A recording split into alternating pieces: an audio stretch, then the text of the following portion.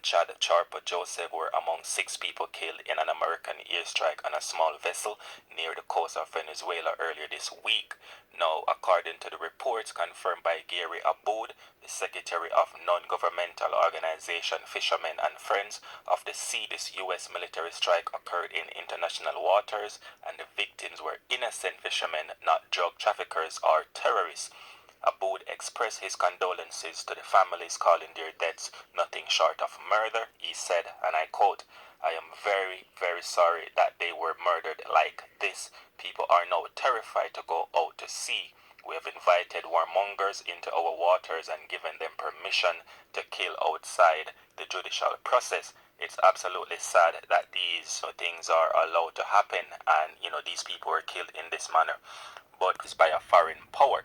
Instead, Kamala Prasad has publicly aligned herself with Washington's so-called war on narcotics in the Caribbean, a campaign that many analysts and human rights advocates now describe as extrajudicial murder at sea. Last month, U.S. President Donald Trump ordered a major military buildup in the southern Caribbean, sending stealth aircrafts and ships. Prasad applauded the America's war plan, and now her own people are being killed by the same bombs she supported, right? Rodriguez warned that the U.S. government is not fighting drugs, they are destabilizing the region under disguise of security, and leaders like Kamala Prasad are complicit.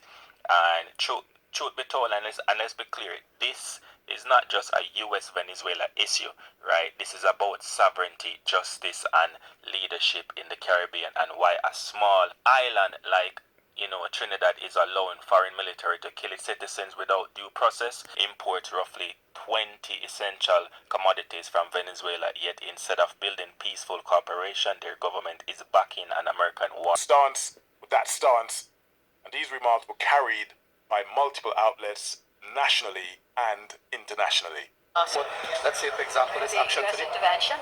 Yeah, we remain in support of the intervention by the United States.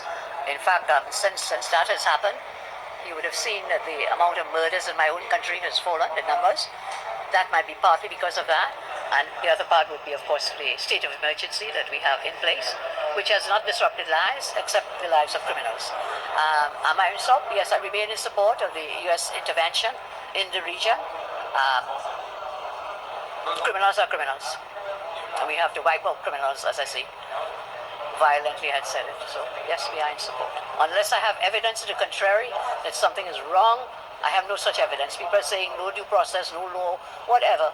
The United States is a sovereign country, and they are free to exercise their sovereignty in matters that they deem fit. I cannot intervene. I have no evidence. Now,